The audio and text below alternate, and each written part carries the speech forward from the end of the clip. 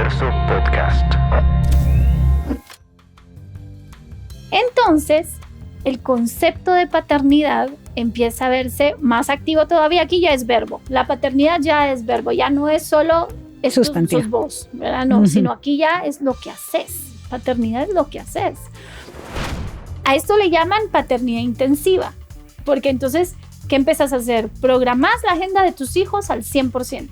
Que vaya al club de no sé qué, que reciba fútbol, que no sé, porque todos en el recreo juegan fútbol. El tuyo tiene que recibir clases de fútbol, clases de pintura. Para jugar mejor. Para jugar mejor y para que entonces se roce con los mejores que están en el club de, ¿verdad? Pero los patojos sí están teniendo ya muchos, no todos, ya conductas adictivas a la tecnología. Y está siendo bien complicado y eso te incrementa el riesgo a problemas de salud mental. Entonces sí tenemos que leer mucho sobre cómo balancear la vida en el uso de la tecnología. Es que todo está en el balance.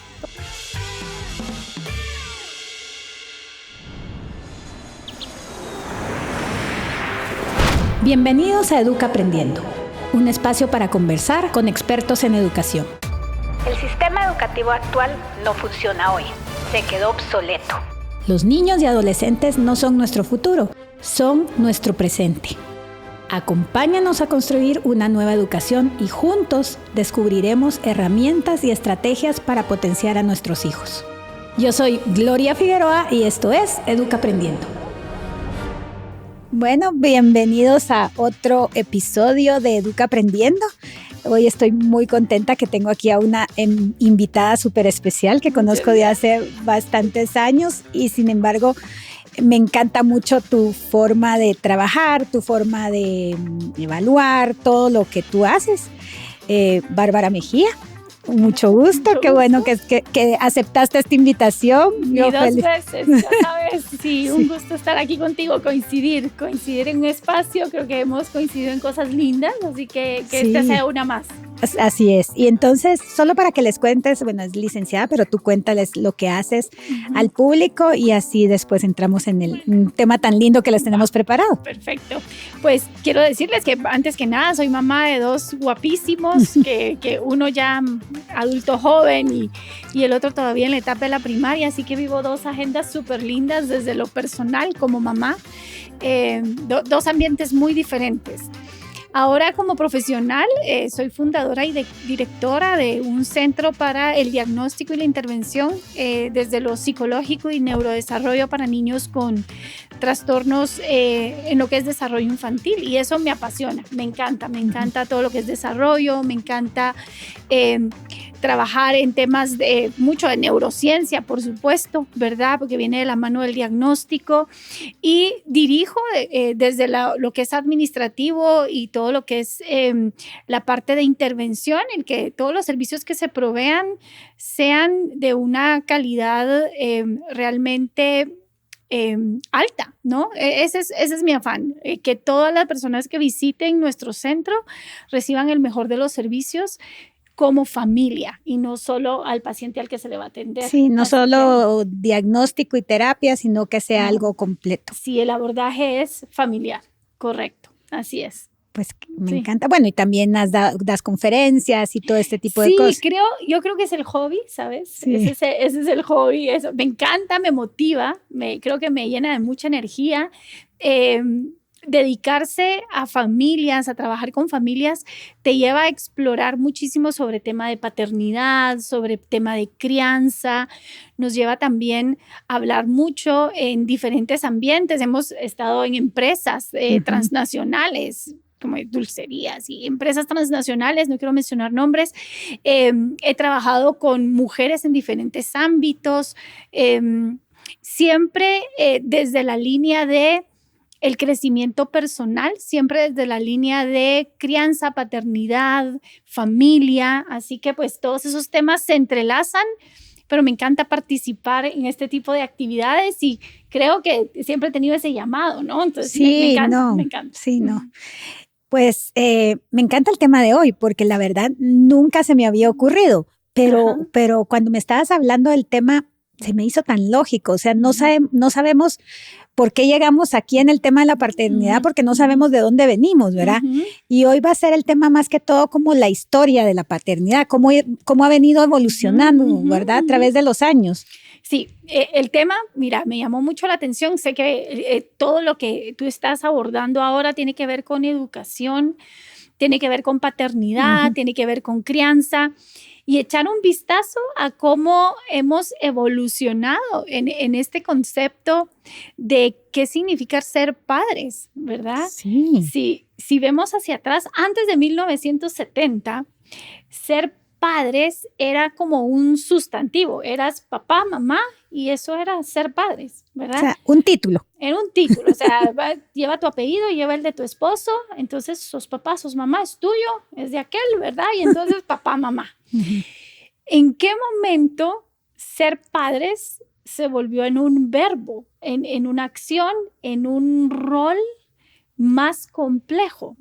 Aparentemente, si le echamos un vistazo ahí a la evolución desde el punto de vista sociológico, aparentemente paternidad pasó a ser un verbo y una acción como bien intensa a finales de 1970 más o menos, de mediados a finales, porque empieza a darse mucho más apertura, ¿verdad? Empieza a haber mucha literatura. Sí. Empieza a haber muchísima noticia, empieza a haber, ¿verdad? Empieza a haber noticia, empieza a haber investigación, empiezan a surgir libros. ¿Cómo criar que antes no habían? O sea, la gente empieza a cuestionarse todo. Finales de 1970 es cómo hacer bueno, mejor. fue en la época que hubo cambios también, ¿verdad? Muchos cambios, mucho romper el status quo de a mí me dicen y se acabó, porque soy tu papá y porque sí, porque soy tu mamá y te callas y porque sí. Porque antes de eso, el énfasis en realidad era yo te transmito los valores de la familia y tú tomas tus decisiones. Punto. Eso era.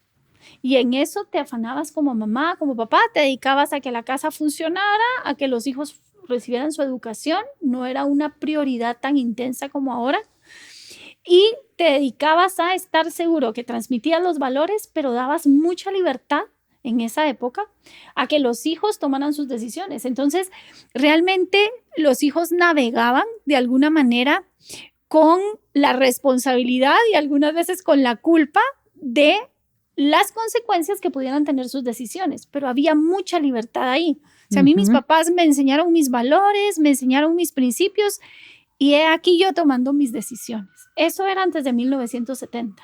Pero después empieza a surgir mucha literatura, muchísima literatura de qué será la mejor forma de criar a un hijo. Empieza como investigación, empiezan a conectarse las perspectivas de diferentes regiones y culturas, ¿verdad? Y entonces empiezan a haber diferentes opiniones. Y la gente a escribir libros. Sobre su Y los reporteros a escribir columnas y a escribir, y entonces los diarios y la libre expresión, ¿verdad? Desde el periodismo. Esa era la palabra que se nos fue. Y entonces empezamos todos a cuestionar en esa época qué significará realmente la paternidad más asertiva, o sea, cuál será la mejor manera. Pero coincide con que en esa época, si tú te recordás, escuchas un poquito y vas para atrás, gracias a Dios no lo vivimos necesariamente, pero cuando miras hacia atrás, recordamos cosas como que empiezan a haber secuestros, empiezan a haber masacres, asesinos en serie, que no se miraba antes. Empieza a haber un boom de este tipo de eventos. Entonces, los padres empiezan a entender que si algo hay que priorizar más allá de esto es lo bueno, esto es lo malo, y te mando y tenés que estudiar, y lo demás ya tú con tu responsabilidad, parece que ya tengo que tener un rol más activo para cuidar a mi hijo. Físicamente tengo que hacer algo para que no vayas a terminar masacrado en algún lugar. Además, el racismo se levanta muchísimo con esta diferencia de color, la segregación, ¿verdad? Por color de piel, ¿verdad? Entonces, cada quien quiere resguardar a su hijo lo mejor que pueda. Si estás en el parque, te tengo que ir a ver. ¿Con qué amigos vas a salir? Si vas a estar encima del niño. Es lo que llamaban el papá helicóptero. Sí. Que está siempre como sobrevolando por ahí, ¿no? Entonces el papá helicóptero debuta en 1980 más o menos, ¿verdad? Y entonces empezamos a ser como bien, como abrazadores, como ¿qué? Ahogamos un poquitito, ¿no? Sí. Y entonces nos empieza a gustar estar encima. Estar encima. ya tenemos ese trabajo. Ya teníamos eso. Y creo que nos empieza a justificar nuestro rol como mamás también, ¿no? Porque es como, me dedico a los hijos, Sí. ¿sí? Y se vuelve también como un estilo de vida, o sea, me dedico a mis hijos, ¿sí? Pero después empieza a surgir también un movimiento socioeconómico muy intenso, empieza a haber mucha telecomunicación. ¿Eso como a raíz de qué fecha? 1990. Ajá. Entonces ya tenés acceso a la música y a la moda, lo que está pasando en Europa, aunque te llega a 6 meses, yo no sé si te recordás, sí. que por ejemplo la música europea la veníamos a las 6, películas. 8 meses después, ajá, las películas, ¿verdad? Que si Billy Idol estaba de fama y los punks estaban de fama en Europa, nosotros los recibíamos acá un año después. Sí.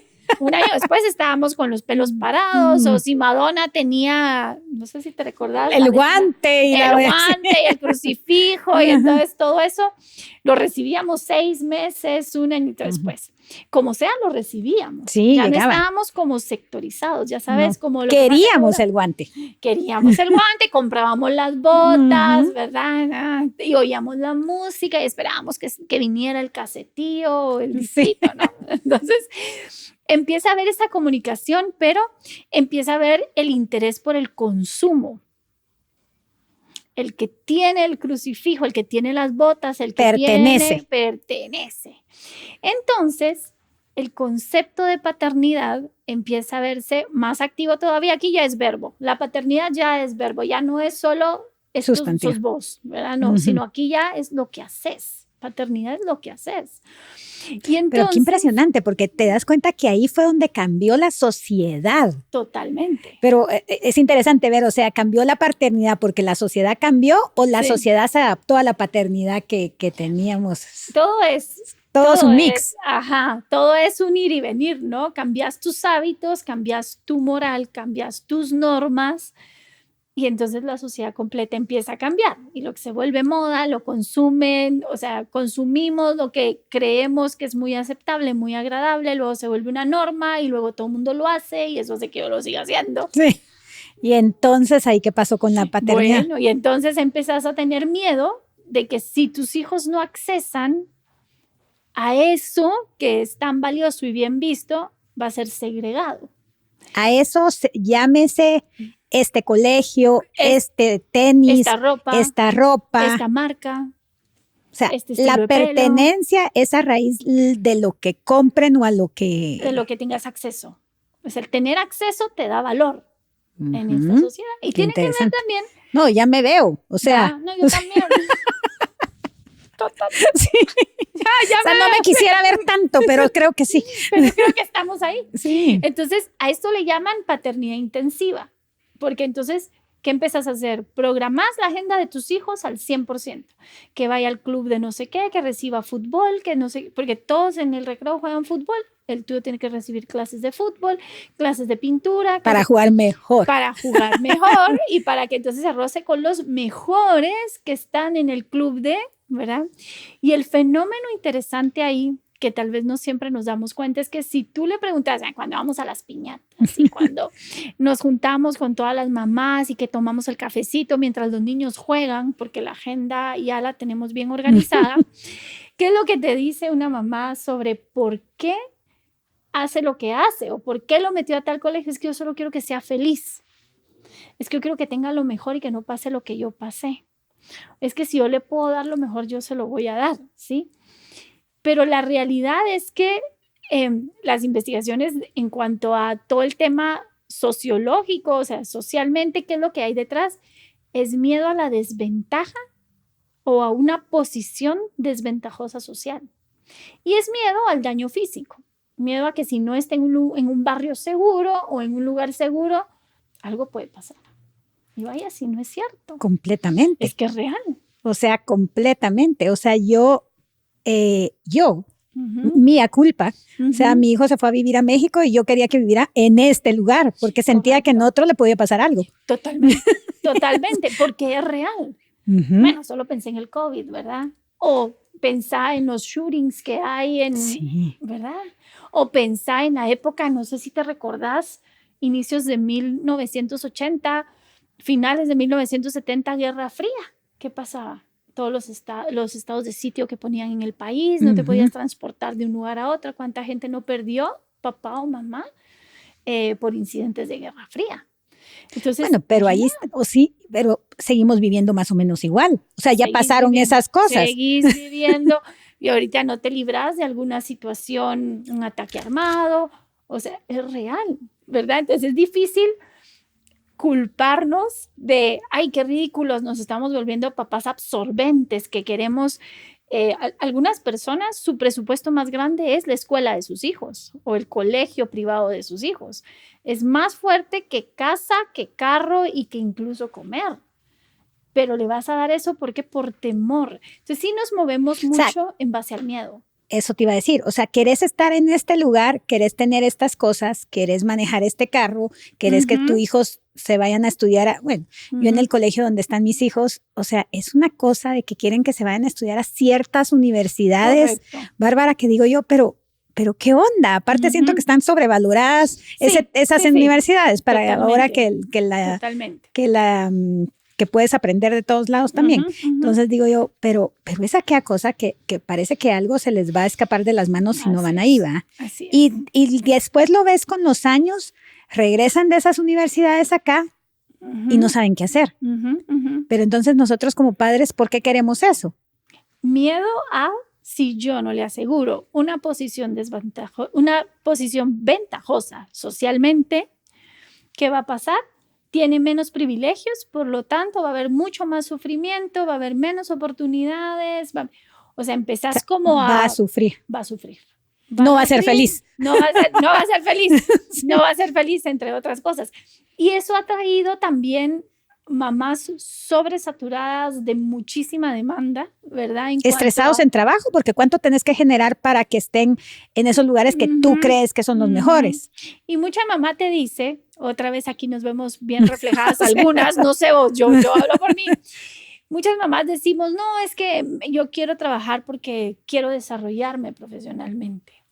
En el fondo, muchas mamás quieren trabajar porque eso permite como subir un poquito más tu nivel de ingreso y entonces poder accesar esa escuela que tanto querés accesar o colegio privado para entonces seguir en el mismo juego de calmo mi miedo de no voy a lograr la certeza de una posición ventajosa social. Sí, porque no puedo ahí decidir, gano y también puedo aportar y puedo también tener una decisión. Tomar decisión, totalmente. No, totalmente. Y cabal estábamos hablando, tuvimos un episodio de trabajo y paternidad, cómo lo manejas. Y cabal decíamos que cuando la mujer trabaja, hay estudios que dicen que el dinero que la mujer genera en su familia se transforma en educación para los hijos más que todo y otras oportunidades, o sea, correcto. Oportunidades, o sea, mejor, suben en los niveles de educación, entonces tiene mucho que ver con lo que tú estás diciendo. Sube el nivel de estrés de las mamás, sube la posibilidad la imposibilidad de dedicar tiempo de calidad, aumentan los estresores en la pareja, ¿verdad? Entonces, el precio que se está pagando es altito. El precio que se está pagando por este temor a una desventaja social. Ahora, por supuesto que no es culpa de nadie porque la realidad es que sí vivimos un ambiente que te está pidiendo eso. Y que es hostil desde la seguridad física. No puedes pensar que tu hijo tome una camioneta, un bus urbano a cualquier hora de la tarde-noche en cualquier área. Ni siquiera los Ubers entran a ciertas áreas en México o en Guatemala porque sabes que puedes no salir. Sí, no. Entonces, es real, la inseguridad es real y eso nos mueve a través del miedo. Y cuando te mueves a través del miedo, empezás a tomar un montón de estrategias compensatorias, ¿no? ¿Como cuáles? Como por ejemplo, te doy lo mejor que puedo, no importa si yo me sacrifico más de lo que debiera, no importa si mi salud se deteriora, pero yo tengo que hacer lo más que pueda, porque si no, ¿cómo lo voy a dejar en esta desventaja? ¿Cómo habiendo podido no? Esta desventaja que yo me puse desde mi cabeza. Desde mi cabeza, que tiene una parte real, pero que algunas veces la magnificamos al 100, o sea, la super magnificamos, y además porque empezamos a tener mucho el compararnos, mucho, ya sabes, todas esas situaciones que no son como tan saludables. No vives tu propia vida, sino la miras a través del espejo del que la está viviendo aquí a la par, y si no se ve tan brillante como la tuya, entonces, ¿verdad? Sí. Ya te empiezas a sofocar. Sí, tal vez el vecino quiere ver la del otro y así nos estamos comparando. Y así nos estamos todos. Pero el miedo, ese es el punto importante, que la paternidad intensiva que estamos viviendo ahora, donde planificamos cada tarde de nuestros hijos, con quiénes van a jugar, a qué horas, cuántos viajes debieran de haber anualmente, a dónde debiésemos de ir, ¿verdad? O sea, como todo tienen que ir a estos viajes, tienen que hacer estas cosas. Muy seteado todo, muy seteado. Da poca oportunidad al aburrimiento, que es indispensable para muchas cosas. El aburrimiento genera crecimiento cognitivo, por ejemplo. Aburridos se cuestionan el porqué de muchas cosas, incluso el porqué de sus vidas, por muy pequeños que sean. Y no permitimos, le tenemos miedo al aburrimiento. O sea, si algo no estamos pudiendo tolerar los papás, es que los niños se aburran. Interesante, pero no lo logramos. ¿Por qué no lo logramos? No lo sé. Entonces tal vez nos cuestionamos que de la agenda no tengo lo suficientemente llena. Esa parte sí no me identifico. Yo sí era súper libre en ese sentido. Fíjate, y también los dejaba que se aburrieran. No sé si porque tampoco tenía tantísimo tiempo para estarlos entreteniendo, pero era al final del día. ¿Y qué hacemos, Bárbara, ahora que ya sabemos que estamos en ese que estamos en ese loop así un poquito nocivo? Sí. Creo que tenemos que confiar. O sea, sin salirnos, porque al final del día sabemos que estamos ahí, esa es nuestra realidad. Si estamos viviendo en esta sociedad, pues esta sociedad, o sea, ¿cómo no nos dejamos llevar a ahogar?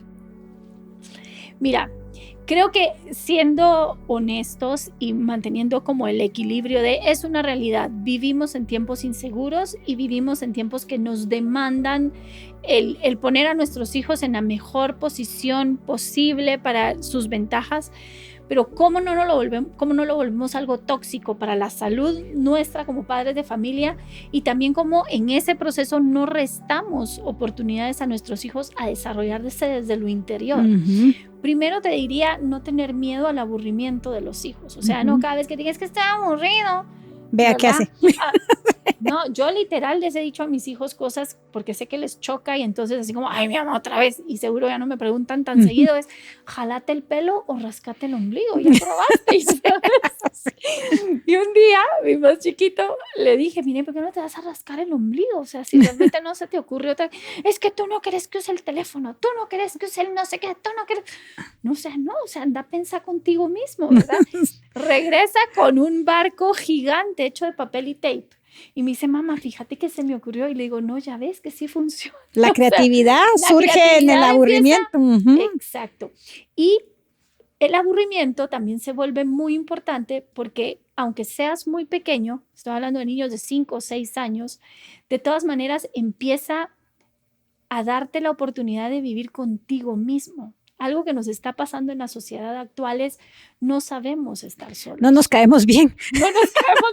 Dicen que la relación más compleja es la que uno tiene con uno mismo. Es gente que no puede estar sola.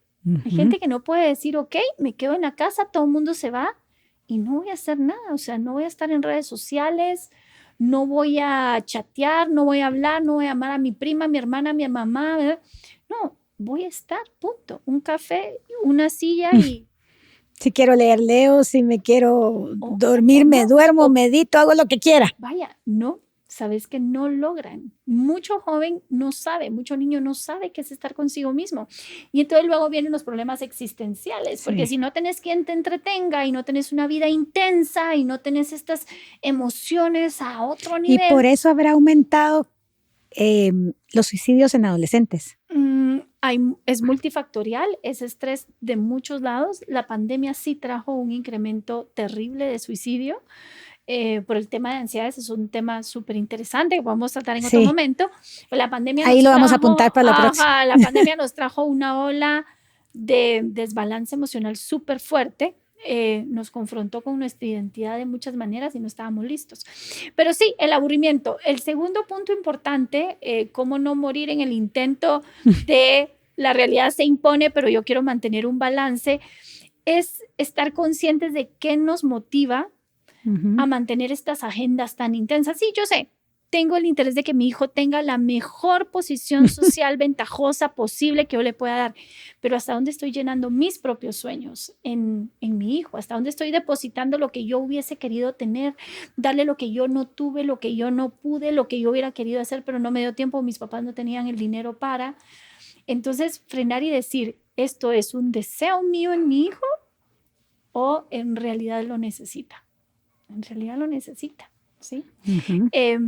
Recordarnos también... En realidad le gusta también, porque los llevamos a clases que al rato y ni les está gustando. Sí, porque todo lo que usted empieza lo tiene que terminar. Estoy de acuerdo con eso.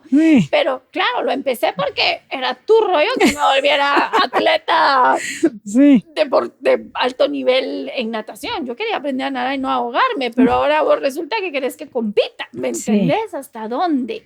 ¿Hasta dónde llenas tus propios...? No.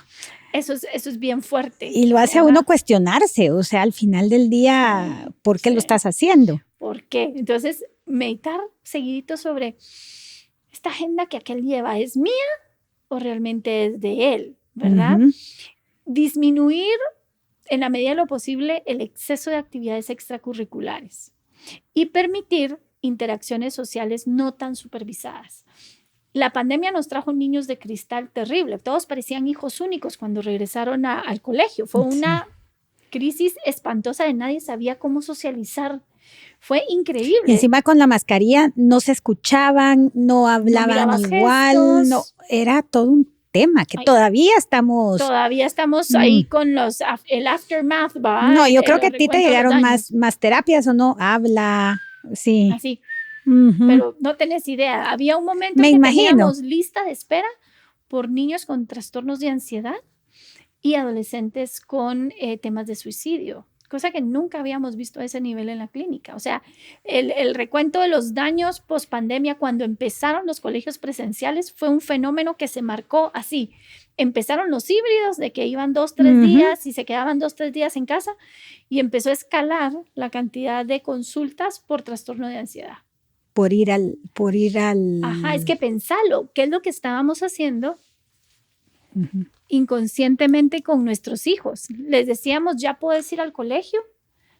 Entonces se supone que si tú le decís a tu hijo, ahorita te quedas porque no es seguro, porque el COVID, porque no sé qué, eso lo entiende muy bien tu hijo. Pero después le decís a un chiquito de 5, 7, 8, 10 años que ahora sí puede ir, entonces dice, o sea, okay, ahora es seguro. Sí, o sea, no es seguro y ahora sí es seguro. Es seguro, pero, o sea, mi mamá me está mandando, pero voy con mascarilla. No puedo compartir refacción. No se puede jugar en el recreo. Tienes que estar en tu burbuja segura. No puedes quitarte la mascarilla, pero de nada. O sea, te la quitas y casi que te hacían... Entonces, ¿hasta dónde eso es seguro? Entonces, ese conflicto, porque le decías a tus hijos, anda al colegio, porque sí puedes ir, pero me porque es que no estás aprendiendo nada en la casa, mijito. Y eso era una realidad, honestamente, eso sí es cierto. Pero al mismo tiempo le dabas el mensaje de, pero no es seguro. Eso fue un choque espantoso para muchos chiquitos, ¿sabes? Y eso les detonó trastornos de ansiedad. Nunca había tenido niños que debutaran en obsesividad y compulsividad antes de los 10 años. Nunca. Qué bárbaro. Nunca. En 15 años, 17 años que llevaba ya para ese momento la clínica, nunca había visto niños menores de 10 con trastorno obsesivo compulsivo. Y por primera vez lo vi. Lastimosísimo. O sea, te dolía el corazón, ¿me entendés? Fue duro. Nunca habíamos visto tanto adolescente cuestionándose el no quiero ser papá, no quiero casarme, no quiero esto. Nuestro nivel de esperanza se fue al suelo. Tú hablabas con parejas jóvenes y te decían, ni de bruto me meto a tener hijos ahorita. O sea, a este mundo. Eso hablábamos también en otro episodio. Dice uno, o sea, ¿qué onda que ya nadie quiere tener hijos? Y o después sea, de la pandemia menos, Gloria, porque decías, yo no sé si tú alguna vez lo pensaste, yo me acuerdo tomando cafecito caminando en el condominio en los días de que a las 4 de la tarde te tenían en el gallinero ya encerrado, salíamos a tomar café con mi esposo y a caminar entre todos los árboles y esto y lo otro. Y le decía a mi esposo, si yo hubiera sabido que esta era la situación, no sé si me hubiera animado a tener chiquillos. Hoy ya digo, no, esto era. Los jóvenes que se acaban de casar votaron la posibilidad de meterse a ser padres. porque es que imagínate lo que les tocó. O sea, acabados de casar encerrados. O sea, sacar la maestría en matrimonio porque no les quedaba de otra. Cabal. O sea, impresionante. Y eso de, ¿será que quiero tener hijos o no? Se lo cuestionaron. El nivel de esperanza súper bajó. Súper bajó. Entonces, sí necesitamos generar interacciones sociales con nuestros hijos no tan supervisadas. Pero planeamos demasiado. Vamos a la piñata, y ahí estamos las mamás. Y las actividades de la piñata. Y las actividades de la tarde para un play. Y que hagan no sé qué, y después no sé qué, y después no sé qué, ¿verdad? Entonces, das poco chance de ensayo de error, de creatividad propia, y estás ahí como mamá helicóptero, controlando el todo. ¿Dónde agarran esa sabiduría de calle? ¿Dónde aprenden a entender como su gut feeling de esto no está bien o esto sí? Si todo te lo dicen. Te lo dicen. Entonces después los querés sabios, los querés astutos, los querés como con ese sexto sentido de esto no me conviene. No lo tienen. O sea, pero es que no ha habido dónde desarrollarlo. No ha habido dónde. Me encanta. Entonces ahí podemos disminuir un poquito el efecto nocivo que tiene ese temor que nos está moviendo a ser padres intensivos, intensos, ¿verdad? A ser padres más conscientes que permiten que estos chiquiturines desarrollen esta vida interior, que tengan más oportunidades de tomar sus propias decisiones y que no vivan en un mundo tan artificial que después no se sientan como tan perdidones en el día a día, ¿no?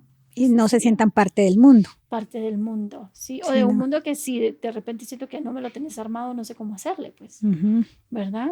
No, me encanta, es súper interesantísimo este tema y de aquí pueden salir miles de más. Miles de más. Pero bueno, vamos llegando como que al final. Te voy a hacer unas preguntas que hacemos siempre a los invitados, como por ejemplo la primera, ¿cuál es tu opinión acerca del sistema educativo actual? Mira, nunca lo he cuestionado tanto, soy bien tradicionalona en ese sentido. Sin embargo, hoy que ya tengo un hijo de 18, 19, que ya está haciendo sus tanes en primeros años de la U y lo veo como tan académico, me hubiera encantado y me encantaría que los centros escolares actuales hablaran más de economía, ¿sabes? Ese sería mi aporte. Ajá. ¿Por qué? Porque los veo como buenos... ¿cómo se llama? Generación X, XY, todas estas generaciones actuales, los veo como muy, la cosa la tengo resuelta, pero tienen poca realidad de cómo funciona el mundo económico, que no se trata solo de libros, se trata de el mundo se mueve a través de las transacciones y eso no te lo enseñan en el cole. Y ventas. Venta, compra, el valor que tiene algo según su escasez, según qué tan accesible el círculo del dinero, todo este tipo de cosas. ¿Qué es un cheque?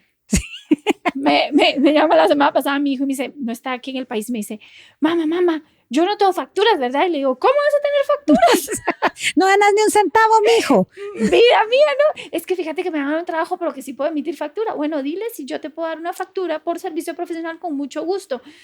O sea, ¿me entendés? Mamá, ¿qué es una factura? Sí sabía que era una factura, pero no sabía ni de dónde vienen ni de dónde van.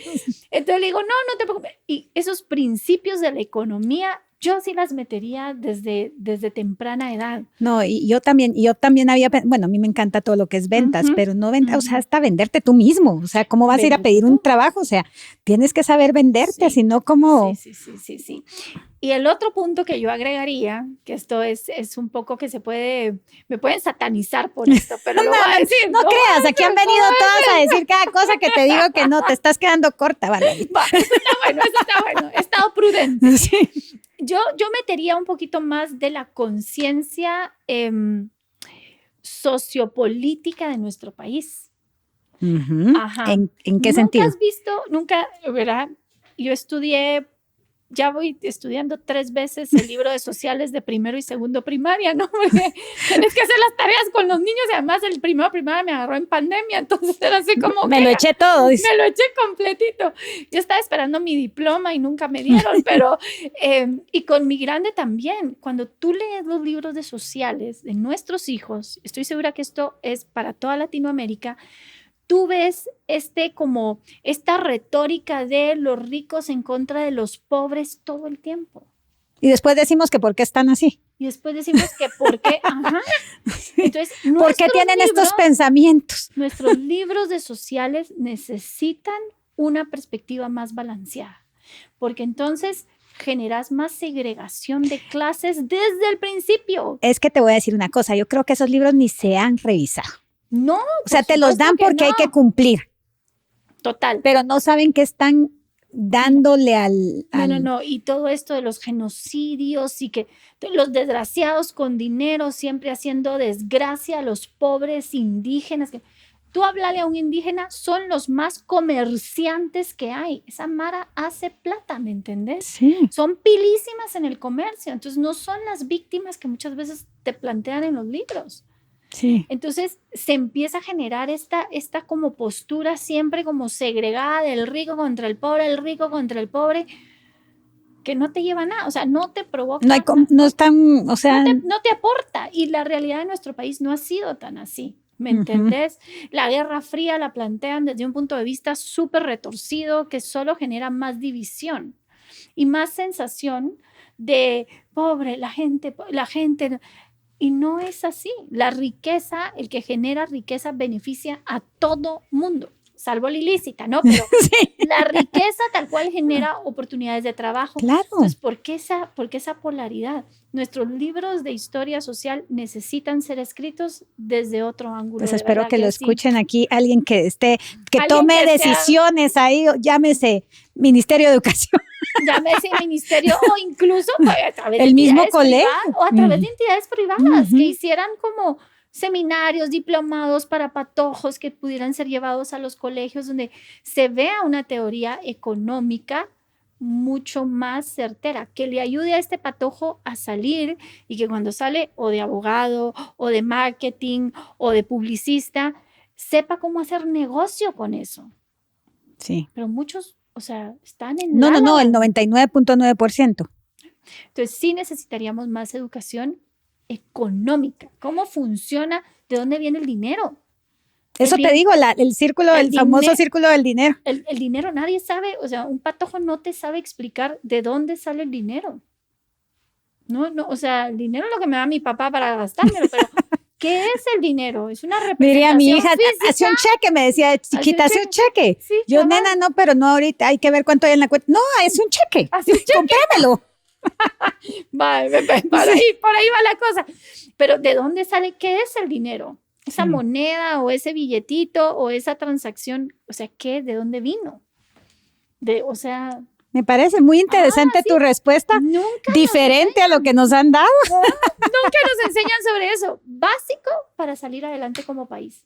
Sí. Que sepas hacer, ¿me entendés? O sea, edúcate en las transacciones. Y lo ves mucho porque mi hijo tenía muchos compañeros judíos. Ves esas empresas, ves a los chavitos trabajando en las empresas de los papás sábados y domingos. Claro. O sea, y niños con mucha plata, o sea, no te estoy diciendo, pero ese nivel de con los pies en la tierra. Sí. Totalmente. Bueno. Eso agregaría yo. Qué bueno. Y ahora, para terminar, ¿qué les recomiendas a los papás que lean, que algún libro, alguna película, lo que a ti te guste? Yo hoy por hoy, lo que le recomiendo a muchos papás leer es algo sobre alimentación, porque creo que sí nos estamos yendo por la línea de full enlatados, entre más rico sepa, no importa qué tan químico sea. No importa de qué esté compuesto. No importa de qué está compuesto, qué tanto se descompone tu cuerpo. Yo pensaría alimentación es una cuestión básica de lo que tenemos poco awareness los papás y que creo que es la responsable, y lo sabemos, evidencia científica nos lo respalda, de por qué tanta enfermedad autoinmune en la edad adulta. Y creo que estamos creando gente poco consciente de lo que consume. Me gusta mucho este libro que se llama Es la microbiota idiota. Y lo menciono porque a poca persona se le va a olvidar esto, ¿no? Es la microbiota idiota. Y habla sobre cómo lo que comemos compone nuestro sistema de microbiota, nuestro sistema intestinal, y ahí está la base de nuestro cerebro. Sí. Todos los químicos que tenés en el cerebro, muchos de ellos se fabrican en tu intestino. Entonces, los desbalances emocionales y los problemas autoinmunes más adelante están en todo lo que te comiste ahorita sin tener reparo de nada. O sea, sin pensar en si esto es lo más saludable o no. Sí, yo pensaría eso, que es la microbiota idiota, se llama el libro. Me lo compraré. Se me quedó el nombre. Sí, no se te va a olvidar. Y el otro libro, que es lo que estamos batallando todos los papás. No hay papá que no me diga cuánto le está costando que sus hijos se desprendan de las pantallas para llevar como vidas más balanceadas. Me gusta un libro de la autora J.O. Paladino, que habla sobre cómo ser creativos hoy por hoy con el uso de la tecnología, ¿verdad? Pero como dice la doctora Shafali, ¿verdad? Ten cuidado porque cuando quitas la tecnología van a ir detrás tuyo. Sí que tenés que ser bien creativo, ¿verdad? Y no se trata de entonces tengo que entretener a mi hijo, se trata de cómo ser creativos para poder buscar un lugar en este exceso de tecnología que para muchos está siendo también... Porque es que hasta nosotros estamos metidos ahí. Correcto, pero los patojos sí están teniendo ya muchos, no todos, ya conductas adictivas a la tecnología. Y está siendo bien complicado y eso te incrementa el riesgo a problemas de salud mental. Entonces sí tenemos que leer mucho sobre cómo balancear la vida en el uso de la tecnología. Es que todo está en el balance. Todo está en el balance. Sí, porque tampoco se trata de que no toques un iPad, pues. Porque ese es el mundo actual. Eso es, así es. Pero ¿cómo no caer en una conducta adictiva? ¿Cómo tú controlarlo y no que te controle a ti? Si no tienen el iPad en la mano, están como que les quitaron un dedo. No saben qué hacer. No saben qué hacer. Póngase creativos, como le digo yo. Sí. Bueno, pero ya ni les quito nada, porque ya llegaron a una edad que te digo. Pero ya tienen otras entretenciones. Es que hay una edad complicada entre los 4 años y más o menos los 16, 17, en donde toda su dinámica social gira en torno a la tecnología. Y ahí es donde nos tenemos que poner las pilas. Me encanta. Bueno, ya tenemos los 2 libros. Estoy muy contenta de haber estado contigo hoy. Salió súper el episodio. Gracias por venir. Haremos muchísimos más. Eso espero. Y gracias a todos los que nos escucharon, que nos vieron el día de hoy. O sea, si les encantó el episodio, compártanlo. Y pues gracias, Bárbara. Un gusto tenerte. Gracias, igual. Me lo disfruté muchísimo. Adiós.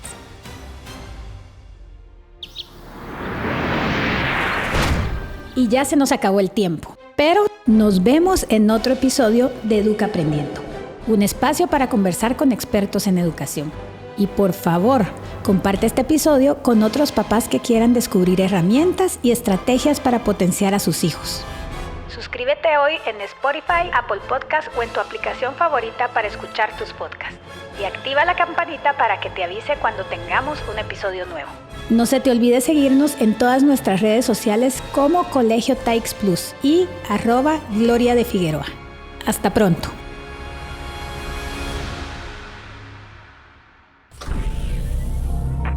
Verso Podcast.